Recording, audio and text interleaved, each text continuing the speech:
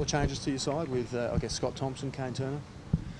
Well, we're hopeful they'll both be available. I mean, Scotty didn't miss by much, but he'll need to get through a fitness test just to be sure later in the week. But yeah, he'd be a welcome addition to our side. But yeah, we've got a few options. I mean, we've got a lot of players in pretty good form and are all available. So we'll have a closer look at Melbourne's side and pick the team that we think will get the job done. But there's a lot of guys. Hansen came in and did well last week. A lot of guys who are knocking on the door, so there are selection options.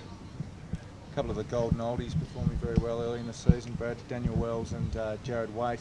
Bit of speculation the club's going to move early to sort of re-sign them. Has that sort of performance been that good that you're pretty keen to lock them away?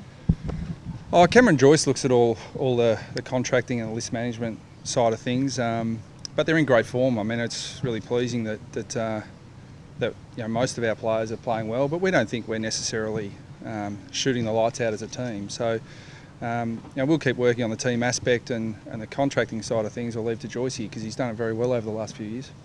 What areas do you think you need improvement in? Where do you see it coming from?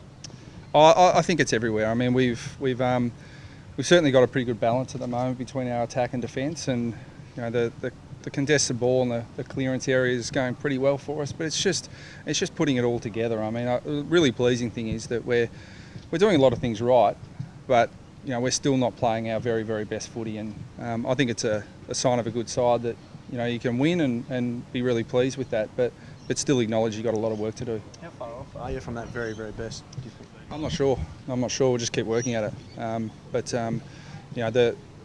The really pleasing thing for us is we're coming off a really good preparation. Our players are now really fit, they're experienced, and they're very resilient. So we can keep getting the work in through the week. We've got real confidence that we can run our games and under what is probably a more onerous regime these days. So that's really pleasing for us. Created a bit of a fortress down in Tassie too. You've got a pretty good record there. You must take confidence from that heading into Sunday. Yeah, but every game's different. I mean, what the real advantage we have down at Blundstone Arena is that we know the conditions really well, even though they can change pretty rapidly. We've experienced all sorts of conditions down there. But I think the biggest advantage to us is just the support we get. I'm sure there'll be a lot of North Melbourne supporters from Melbourne making a weekend of it down in Hobart and getting the spirit of Tasmania down and really enjoying the whole carnival atmosphere that's created down there. And whenever we get down there, it's just a sea of blue and white. So that's absolutely fantastic for us, and we'll try and get another win for our fans. I think you've won the last 14 against the Demons. It's an incredible record as well in itself. Is that something that you use with the players to encourage them to continue that? No, I mean I was asked, I reckon, a question weekly about the fact that we hadn't won a round one game in my time, which I was aware of. But each year is so different. Each time you play an opposition is so different. I mean, to be honest, streaks are for fans. They're things that are nice and that the fans can talk about, but players and coaches don't focus on those things at all, in my experience. So Melbourne are a different outfit. We know they'll be coming out really aggressive and really looking forward to the contest this week. So the previous encounters are irrelevant. Tell us about Robbie Tarrant's progression, Brad. Seems to have just made a seamless transition into this year, and as a key defender seems so reliable now.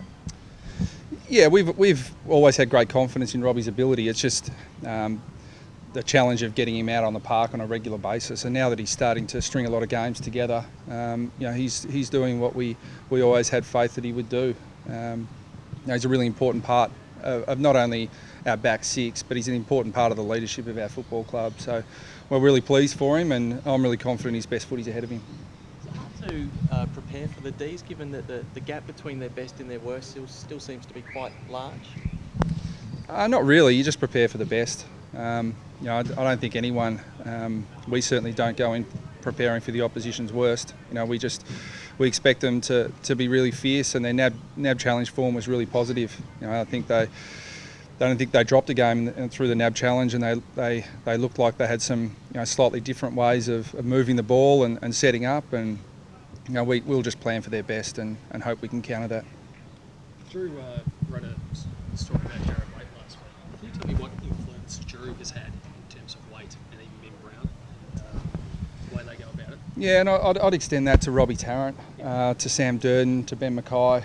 Drew takes the responsibility of being a veteran very seriously, and he's very much about, along with Brent Harvey, he's very much about the legacy they're going to leave at this football club.